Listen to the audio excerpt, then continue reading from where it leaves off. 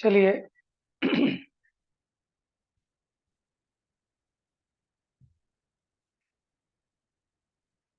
देखिए, आपने देखा था कि गोपुर द्वार होते हैं प्रवेश द्वार।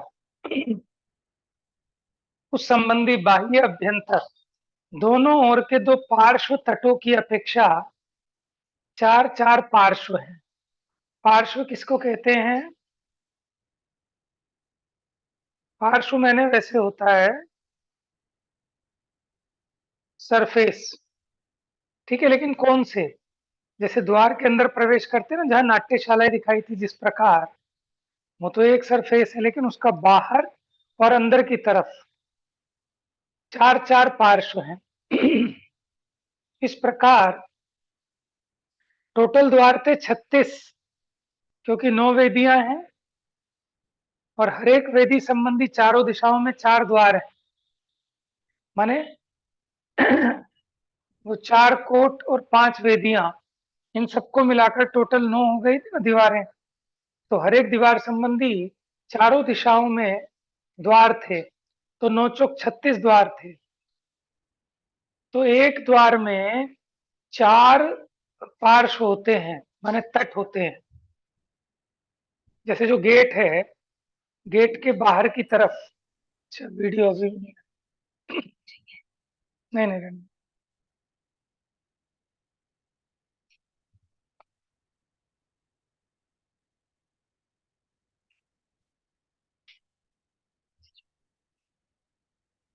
हम्म। इनमें से प्रत्येक पार्श्व भाग में 8 मंगल द्रव्य और 9 निधियां विराजमान है। कल आपको दिखाई थी ना 9 निधियां। प्रत्येक मंगल द्रव्य और निधि 108 108 होते हैं।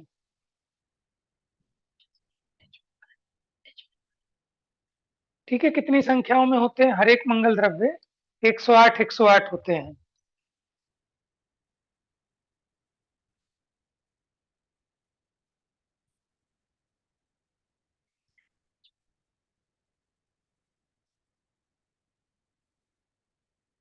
हम्म।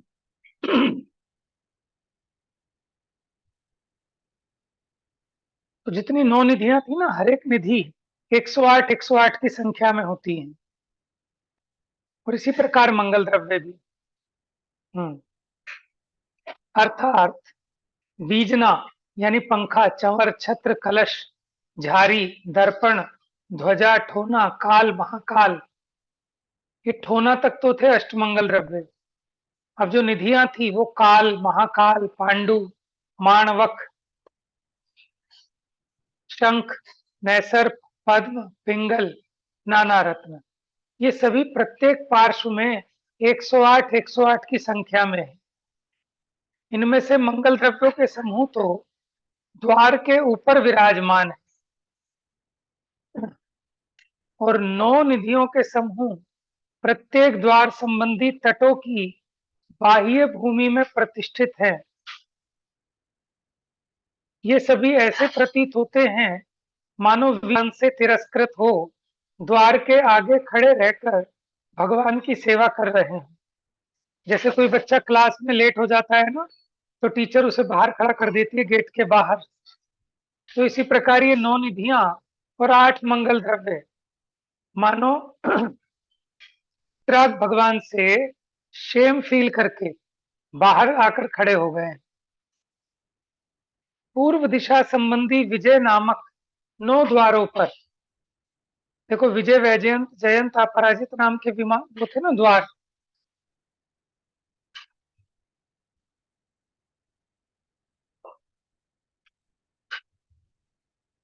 हम्म।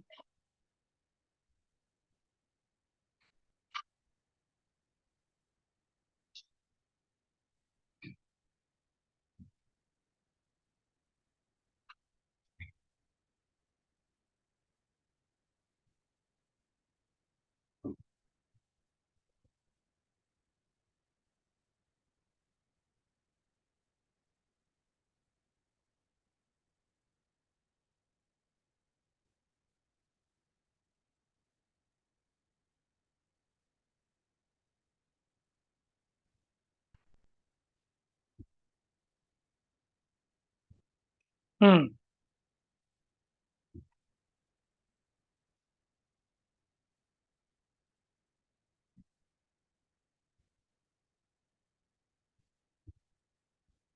हाँ जी।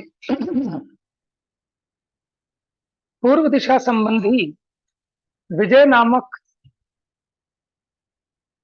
9 द्वारों पर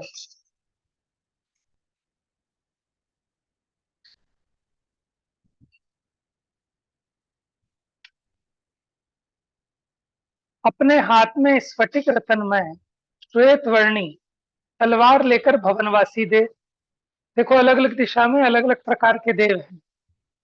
तो पूर्व दिशा के जो द्वार हैं, उनमें हर एक में भवनवासी देव हाथ में तलवार लेकर, दक्षिण दिशा संबंधी वैजयंत नामक 9 द्वारों पर अपने हाथ में सुवर्णमयी छड़ी लेकर व्यंतर देव, पश्चिम दिशा संबंधी जयंत नामक 9 द्वारों पर अपने हाथ में रत्नमयी गदा लेकर ज्योतिषी देव और उत्तर दिशा संबंधी अपराजित नामक 9 द्वारों पर अपने हाथ में रत्नमयी दंड लेकर कल्पवासी देव खड़े रहते हैं। इस प्रकार इन 36 द्वारों पर 4 जाति के देव द्वारपाल होते हैं। 4 जाति के देव है ना, भवनवासी, व्यंतर, ज्योतिषी और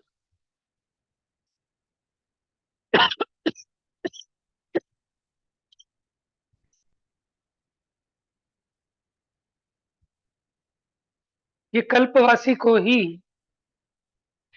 भवनवासी के, सॉरी, वैमानिक के 2 भेद हैं, कल्पवासी और कल्पातीत। कल्पवासी 16 स्वर्ग तक के देव कल्पवासी कहलाते हैं और 16 स्वर्गों से ऊपर के जो देव हैं वो कल्पातीत कहलाते हैं।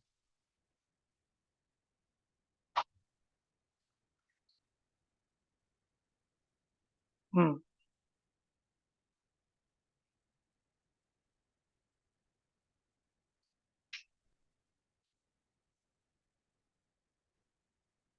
इन कोट और वेदियों में इतना विशेष है कि कोट तो नीचे भूमि पर अधिक चौड़े होते हैं तथा ऊपर की ओर अनुक्रम से कम कम चौड़े होते जाते हैं, परंतु वेदी दीवाल के समान नीचे से ऊपर तक एक समान चौड़ी होती है। ठीक है, ये चर्चा अपनी कल हो चुकी थी, दीवार और कोट में क्या डिफरेंस है वेदी में। इन 4 कोट और 5 वेदियों के बीच में क्रमशः चैत्य भूमि, खातिका भूमि, पुष्प पुष्प वाटिका भूमि, उपवन भूमि, ध्वजा भूमि, कल्पवृक्ष भूमि, मंदिर भूमि और सभा भूमि, ये 8 भूमियां हैं।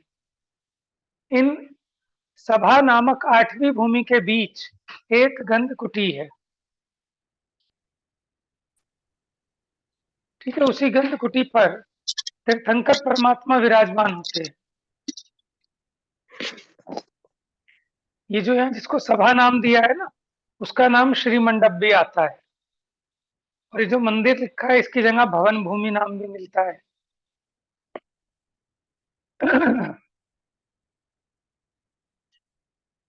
भाव यह है कि मंदिर नामक 7वीं भूमि के आगे, इसी को भवन भूमि भी कहते हैं, इसके आगे स्फटिक नामक चौथे कोट के बीच में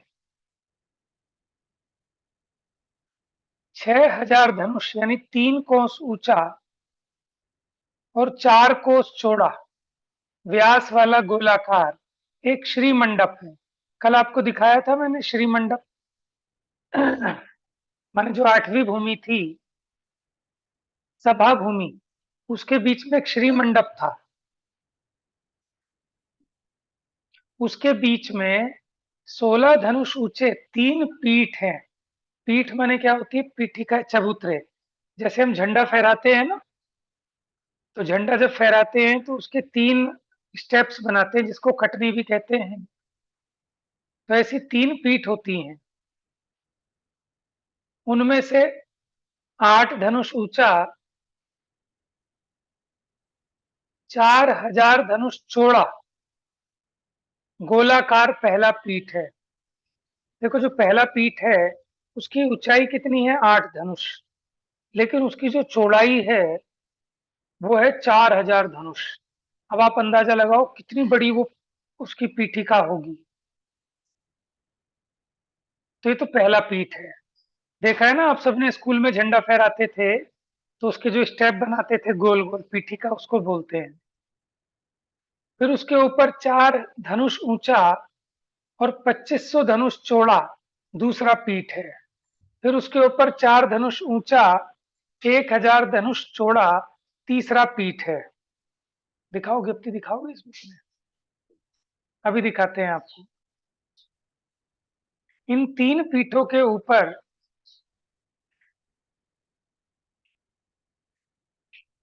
अपनी बंद करूं क्या? बंद करने की जरूरत नहीं, मल्टीपल कर सकते हैं ना एक साथ।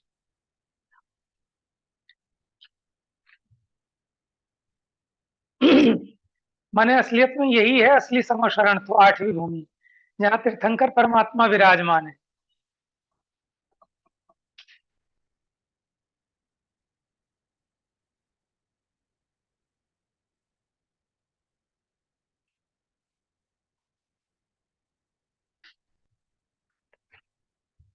हम्म।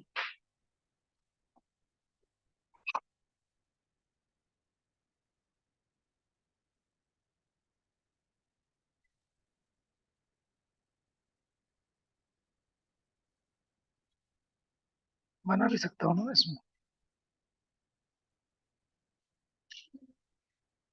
हम्म। बना ही देता हूँ।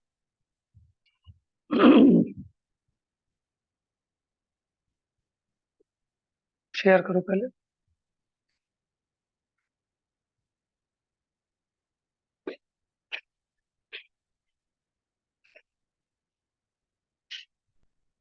शेयर तो करो।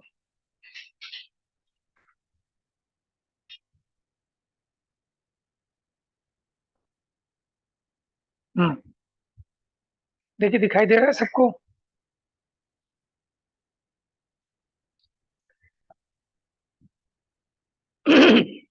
देखो।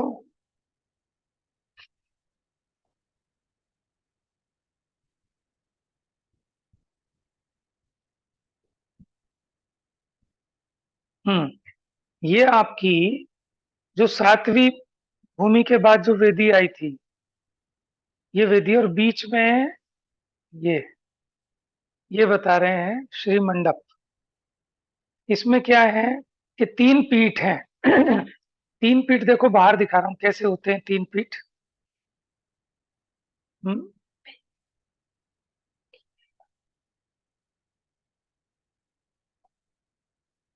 देखो आप इस तरह से दिखाते थे ना।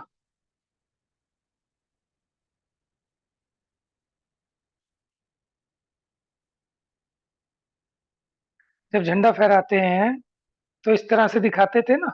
लेकिन ये गोल है। इस प्रकार ये 3 पीठ हैं।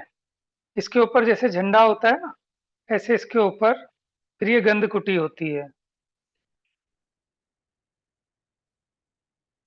हम्म।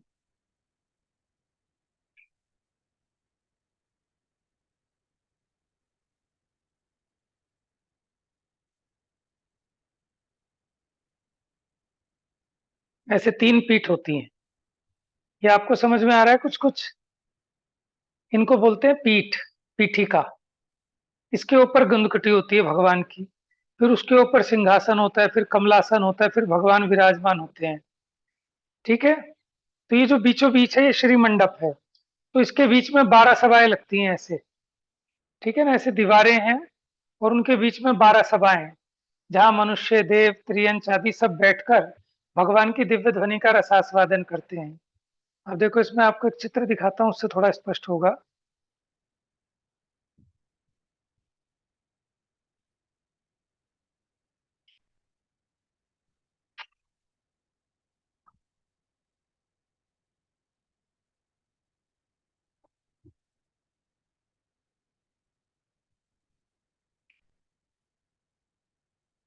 देखिए जरा ध्यान से।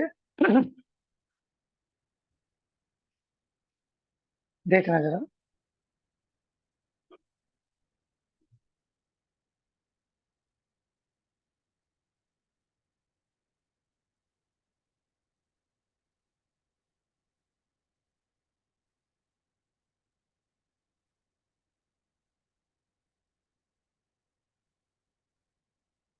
ये देखिए ये जो कोट है, दिख रहा है आपको? एक कोट है, दिख रहा है ना आपको ये? फिर इसके बीच में ये श्री मंडप, ये फिर इसी में 3 वेदियां और 3 पीठ, और ये बीच बीच में दीवार है। यहाँ भगवान की सभा लग रही है, देख रहे हैं आप? मनुष्य, देव देवियां, त्रियंच आदि बैठे हैं, ये आपको दिख रहा है ना? और ये वीथी है, ये वीथी है, ये वीथी है जो समूह शरण तक जाती है, ये वीथी है। आ रहा है कुछ कुछ समझ में? नहीं आए तो पूछ लीजिए अभी। फिर इसके ऊपर ये गंधकुटी है, ये सिंह है, ये कमल है, फिर भगवान विराजमान है, फिर ये 3 छत्र हैं, पीछे अशोक वृक्ष है। ठीक है, अब देखते हैं और देखो इसका एक दूसरा और चित्र। ये देखिए, ये 8वीं भूमि है, क्योंकि ये जो अंतिम कोट है,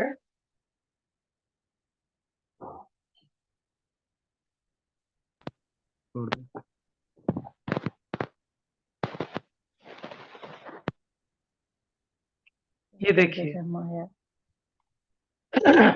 ये तो आपकी वीथी है अंदर जाने के लिए, ये कोट है, जो दिख रहा है ना चारों तरफ दीवार, ये कोट है। अब इसके बीच में ये जो गोल है, ये है श्री मंडप, ठीक है ना? और इसमें 3 पीठ होंगी और बीच बीच में दीवार है, ये दीवार है, ठीक है? ये इस प्रकार से जो पार्टीशन करती हैं, इसमें 12 सभाओं में डिवाइडेड, 12 सभाओं में डिवाइड, 12 कोठे बोलते हैं। तो देखो यहाँ लिखा है ना, 1 2 3 4 5, वीथी तो अलग छोड़ दो, फिर 4 5 6, फिर 7 8 9, फिर 10 11 12, ये 12 सभाएं हैं, ठीक है? इसमें कल्पवासिनी, ज्योतिषिनी, व्यंत्री और ऐसे चारों प्रकार के देव, चारों प्रकार की देवियां, इनके तो अलग अलग कोठे होते हैं, 8 तो ये, ठीक है? मुनियों का अलग होता है, आरिकाओं का अलग, आरिकाओं का अलग होता है, लेकिन श्राविकाओं का शायद आरिका के साथ ही होता है। एक त्रियंचों का होता है, एक मनुष्य का होता है, मनुष्य का, ठीक है ना? इस प्रकार 12 कोठे हो जाते हैं, ठीक है?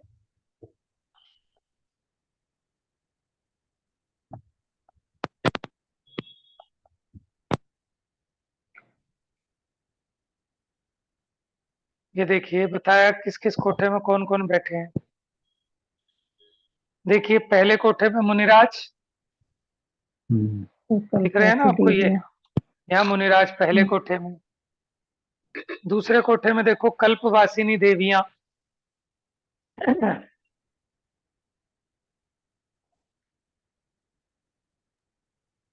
फिर देखो आरिका और श्राविकाएं तीसरे कोठे में, आरिकाएं और श्राविकाएं तीसरे कोठे में, ये रहा तीसरा कोठा। चौथे में ज्योतिषी, ये महाविथी आ गई। चौथे में ज्योतिषी देवियां, फिर व्यंत्री देवियां, फिर भवनवासी देवियां, ठीक है? तो भवनवासी देव चालू हो जाते हैं ना, अब देव चालू हो जाएंगे, भवन, व्यंतर, ज्योतिषी और फिर कल्पवासी, फिर उसके बाद मनुष्य, त्रियंच, ठीक है? माने मुनिराज का और सामान्य श्रावकों का कोठा अलग अलग है, अलग अलग है। 11वें नंबर का मनुष्य का दिखाया, मुनिराज का अलग, लेकिन श्राविका और आरिकाओं का एक ही है, ठीक है? भैया एक क्वेश्चन पूछे? पूछिए।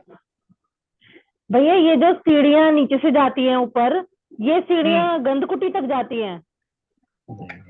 कौन सी सीढ़ियों की बात कर रहे हो आप? पीठिका जो मैंने बताई थी, जो 20,000 सीढ़ियां नीचे से चलती है, 20,000 जो सीढ़ियां हैं, वहां गंधकुटी तक नहीं जाएंगी। देखो आप एक चित्र और देखना, श्री मंडप भूमि तक तो सिर्फ भगवान होते हैं। वो पहले कोट तक जाएंगी, पहले कोट तक जाएंगी। इधर देखो, ये जो दिख रहा है आपको समोशरण है, ये इसके अंदर 8 भूमियां है। ये जो दिख रही है 20,000 सीढ़ियां, ये हैं, ये 20,000 सीढ़ियां हैं बस। तो आप टॉप पे पहुंच गए। अब जब आप टॉप पे पहुंच गए, टॉप पे पहुंचने के बाद ये 8 भूमियां हैं, कोट हैं, और जाने का ये रास्ता है सीधा। ये महावीथी से फ्लैट है ना, ये तो हाँ, 1 मिनट कहाँ है? कर दिया मैंने, म्यूट कर दिया। तो ये सारी की सारी रचना टॉप पर है। जैसे आप किसी पहाड़ पर यात्रा के लिए जाते हैं ना, तो नीचे से आप सीढ़ियां चढ़े, नीचे से सीढ़ियां चढ़ के आप ये समोशरण के ऊपर पहुंच गई है। ठीक है, अब ये फ्लैट है पूरा ऊपर, ये सब फ्लैट ऊपर है, टॉप पर रचना है। ठीक है, इसी में क्या है, भैया 9 दीवारें। हाँ, हम्म जो अभी आप चित्र दिखा रहे थे उसमें सीढ़ियां मेंशन कर रखा था, वो मतलब अलग थी कोई सीढ़ियां? हाँ, वो अलग सीढ़ियां, वो मैं बताता हूँ क्या है। एक, ठीक वो है। आपने पढ़ा ना, वहीं की वहीं पूछते हैं मेरे से।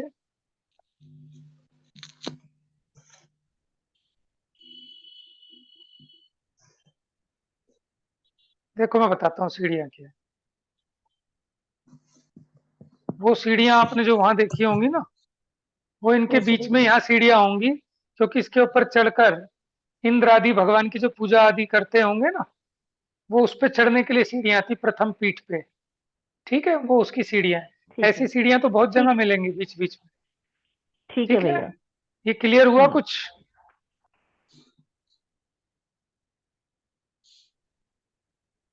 अच्छा, ये वाली सीढ़ियां पूछ रही थी ना, ये लिखा सीढ़ियां। तो अब यहाँ देखो, ये जो लिखा है सीढ़ियां, ये वाली सीढ़ियां पूछ रही होंगी प्रीति। अब देखो ये एरो बना हुआ है यहाँ पे, ये एरो जा रहा है यहाँ तक, ये सीढ़ियां हैं। ठीक है, ये मुनिराज का कोठा है। 1 मिनट, 1 मिनट। तो ये तो बता रहा हूँ, ये जो प्रथम पीठ है, उसके ऊपर चढ़ के जाने के लिए सीढ़ियां हैं। ठीक है, ऐसी सीढ़ियां और भी बहुत होंगी इसमें। तो अभी इसमें आएगा वर्णन, कहाँ चढ़ के वो भगवान की पूजा आदि करते हैं। चलिए, और कोई चीज आएगी तो समझाएंगे।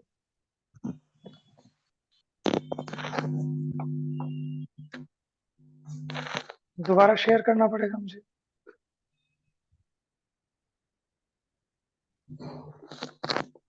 देखिए, आप समझिए दोबारा से।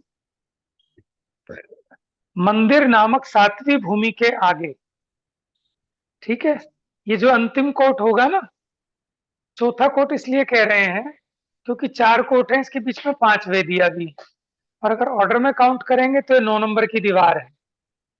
ठीक है, 7वीं भूमि के आगे स्फटिक नामक चौथे कोट के बीच में 6000 धनुष, यानी 3 कोस ऊंचा और 4 कोस चौड़ा व्यास वाला गोलाकार एक श्री मंडप है, जो बीच का गोला खींच के दिखाया था मैंने आपको। तो ये कितना है, 3 कोस ऊंचा, 3 कोस में हो गए 6000 धनुष, इतना ऊंचा, और 4 कोस चौड़ा गोलाकार एक श्री मंडप है। उसके बीचों बीच 16 धनुष ऊंचे 3 पीठ है।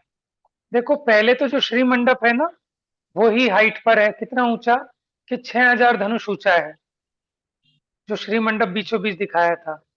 7वीं भूमि के बाद कोट है अंतिम, वो दीवार, दीवार के बाद बीचों बीच एक गोला और था। वो बीचों बीच जो गोला है वो थोड़ा उठा हुआ है, ऊंचा है, उसको कहते हैं श्री मंडप। जैसे पांडुक शिला बनाते हैं उस तरह से, वो श्री मंडप है। फिर श्री मंडप के बीचों बीच 3 चबूतरे हैं, एक के ऊपर एक के ऊपर एक। ठीक है, उनमें से पहला जो चबूतरा है वो 8 धनुष ऊंचा है, लेकिन 4000 धनुष चौड़ा है। आप समझ रहे हो कितना लंबा गोल होगा वो। हाइट कम है 8 धनुष, लेकिन उसकी जो चौड़ाई है, व्यास, वो है 4000 धनुष। फिर अगले वाला पीठ 4000 धनुष, 4 धनुष ऊंचा और 2500 धनुष चौड़ा। फिर उसके ऊपर 4 धनुष ऊंचा और 1000 धनुष चौड़ा। ऐसे 3 पीठ हैं, एक के ऊपर एक। फिर इन 3 पीठों के ऊपर 600 धनुष ऊंची और 600 धनुष लंबी चौड़ी समचकोर एक गंधकुटी है। गंधकुटी माने वेदी, एक तरह से चकोर वेदी। उसके ऊपर जैसे भगवान जिस पे विराजमान करते हैं ना, माने जिसकी लंबाई चौड़ाई 600 धनुष 600 ऊंची है, ठीक है, 600 600 धनुष लंबी, 600 धनुष चौड़ी, यानी घनाकार हो गई। ठीक है, जैसे आपके घर में स्टूल टाइप समझ लो इस तरह का, लेकिन वो पूरा भरा हुआ।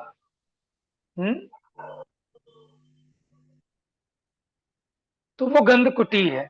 उसके ऊपर 1 योजन ऊंचा रत्नमयी एक सिंहासन है।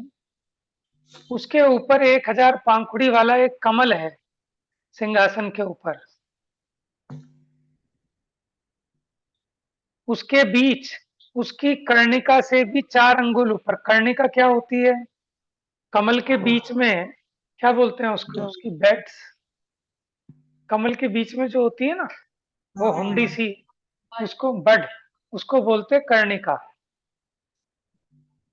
कर्णिका से भी 4 अंगुल ऊपर आकाश में अंतरिक्ष श्री जिनेन्द्र देव विराजमान है।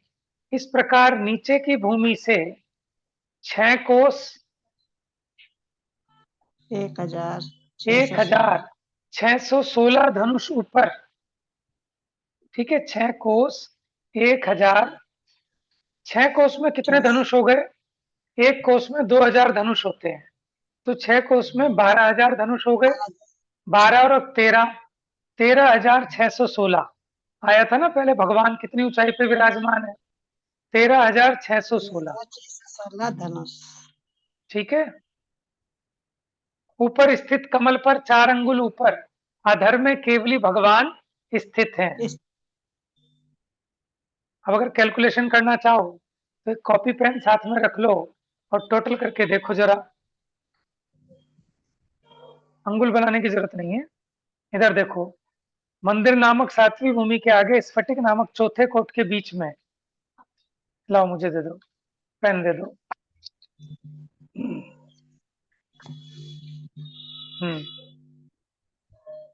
वहां शेयर करना पड़ेगा, फिर मेरे को पढ़ने के लिए भी चाहिए ना। रहने दे बेटा, रहने दे, रहने दे। देखो भैया, लिखा इसमें, ये रहा, चौथे कोट के बीच में 6000 धनुष ऊंचा एक श्रीमंडप है। फिर उस श्रीमंडप के ऊपर 16 धनुष ऊंचे 3 पीठ हैं। ठीक है, 6016 हो गया ये।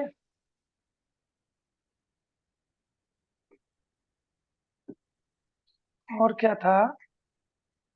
6000 धनुष हो गया, और 5000 धनुष तो जमीन से ऊंचा है, तो ये हो गए 11016। जबकि यहाँ कितने बैठ रहे हैं टोटल? 13000। अच्छा अच्छा, ये तो अभी हो गए। फिर ये जो 3 पीठ हो गए ना आपके, 3 पीठ के ऊपर 600 धनुष ऊंची, तो यानी 600 और ऐड करेंगे। 600 धनुष ऊंची एक गंधकुटी है।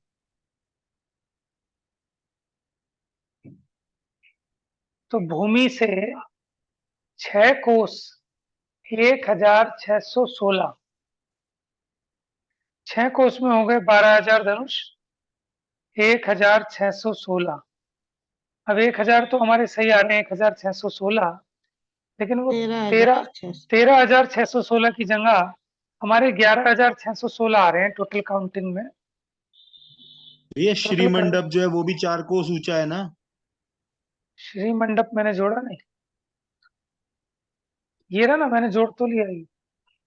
कोट के बीच में ये रहा ना, 6000 धनुष ऊंचा धनुष है, ठीक है। एक श्री मंडप है, 6000 धनुष उसके ले लिए। 16 धनुष के 3 पीठ हैं। ठीक है, उसके ऊपर फिर 600 धनुष ऊंची फिर गंधकुटी है। तो यही देखो, 6000, 6016, 6616 और 5000 जमीन से ऊंचाई थी। ठीक है, 6 5 11616 हुए, तो 2000 धनुष होता है एक कोस का।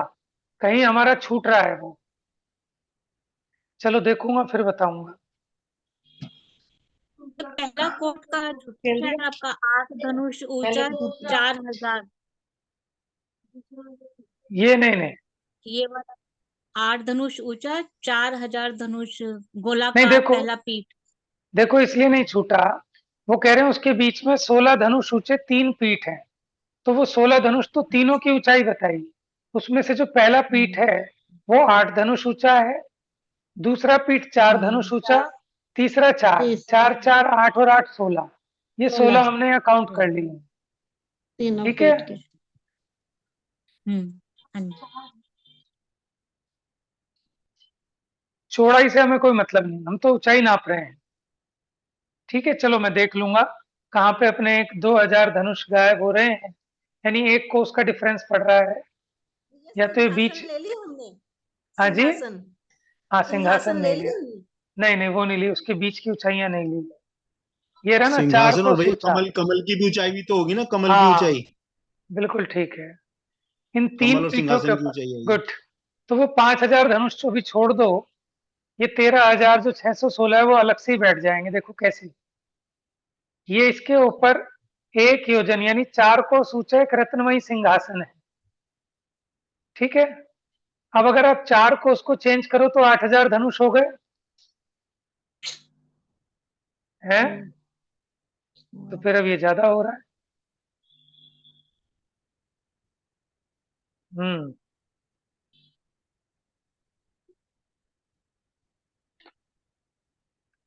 इनके ऊपर 4 कोस ऊंचा रत्नमयी एक सिंहासन है, उसके ऊपर स्वर्णमयी 1000 पंखुड़ी वाला कमल है, उसके बीच उसकी कर्णिका से भी 4 अंगुल ऊपर भगवान विराजमान है, नीचे की भूमि से। अच्छा अच्छा अच्छा, ठीक है। इसका भी टोटल नहीं किया इन्होंने, ये जो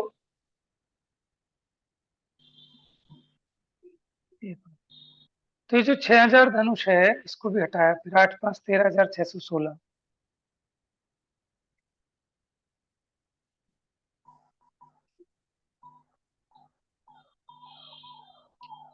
चलो मैं इसकी कैलकुलेशन अलग से कर लूंगा, फिर आपको शेयर करूंगा, है ना। एक बार देखिए, समय पूरा ही होने वाला है। गंधकुटी के चारों ओर, गंधकुटी समझ गए आप क्या है? चकोर है ना वो, चारों तरफ से, ऊंचाई भी उतनी है। कितनी बताई थी उसकी ऊंचाई?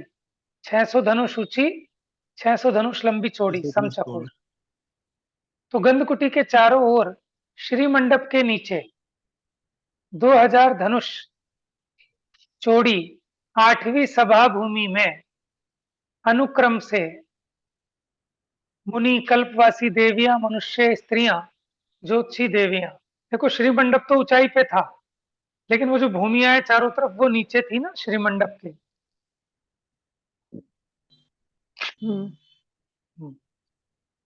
तो वहां 12 सभाएं बैठती हैं।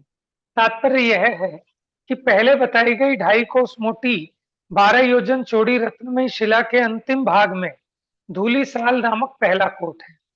2.5 कोस का मतलब हो गया 5000 धनुष। ऊंचाई पर जाने पर जो आपकी शिला की हाइट पूरी हुई, सबसे पहला दीवार कौन सी है? धूली साल कोट। फिर उसके बाद ऊंचाई में नहीं, अब आगे बढ़ेंगे फ्लैट उस पर।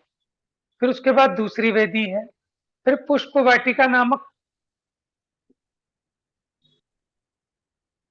पहला कोट, फिर उसके बाद दूसरी वेदी, फिर पुष्प वाटिका नामक तीसरी भूमि, फिर उसके बाद दूसरा कोट, फिर उसके आगे उपवन नामक चौथी भूमि, फिर तीसरी वेदी, फिर ध्वजा नामक 5वीं भूमि, फिर तीसरा कोट। पूछिए, कोई पूछ रहा है कुछ?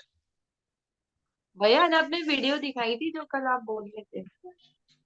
हाँ वीडियो भूल गया मैं आज, कल दिखाएंगे। अभी टाइम बच रहा है, अभी देख ले क्या? अभी तो नहीं, टाइम का बच रहा है। टाइम नहीं बच रहा, अब तो आउट हो जाएंगे फिर। फिर तीसरी वेदी है, फिर ध्वजा नामक 5वीं भूमि। आपको मोटा मोटा है तो समझ में आ गया ना कि 4 कोट हैं और उसी के बीच में 5 बीच बीच में वेदियां हैं, तो 4 और 5 9 डिवीजन की है ना, 9 दीवारें हैं, तो उसके बीच में 8 भूमियां हैं।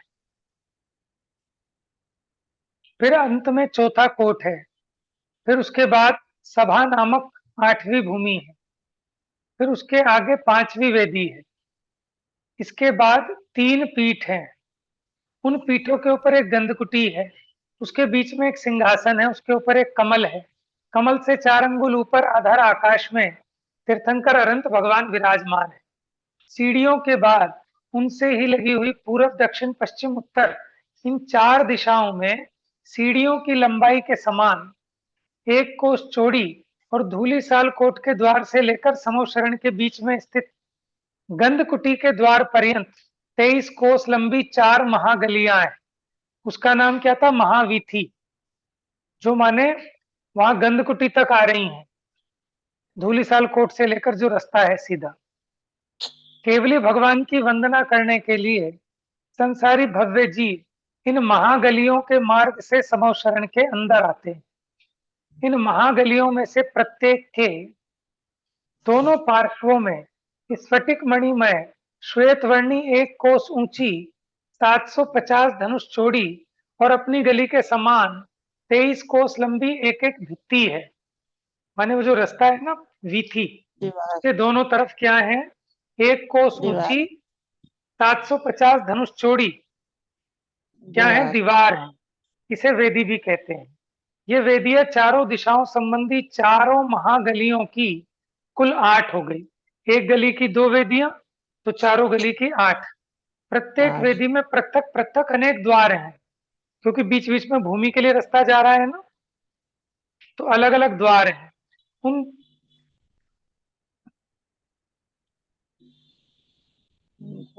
प्रत्येक वेदी में पृथक पृथक अनेकों द्वार हैं। उन द्वारों के वज्रमय कपाट हैं।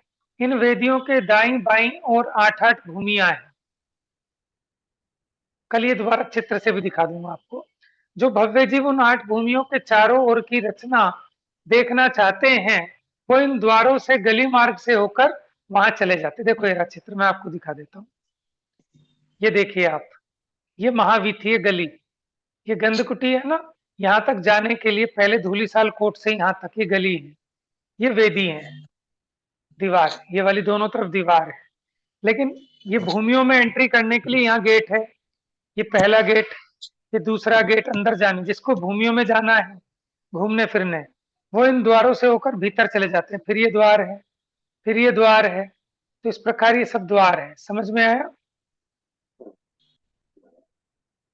इस प्रकार भगवान के समव शरण में प्रवेश करने के लिए 4 महागलियां होती। अब 12 योजन चौड़े समव शरण का विस्तार, इसकी चर्चा हम कल करेंगे, समय हो गया है। ठीक है?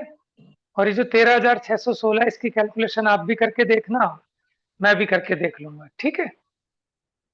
चलिए, जा वाणी के ज्ञान से सूझे लो कालो, सो वाणी मस्तक नमो सदा देत हूँ धो।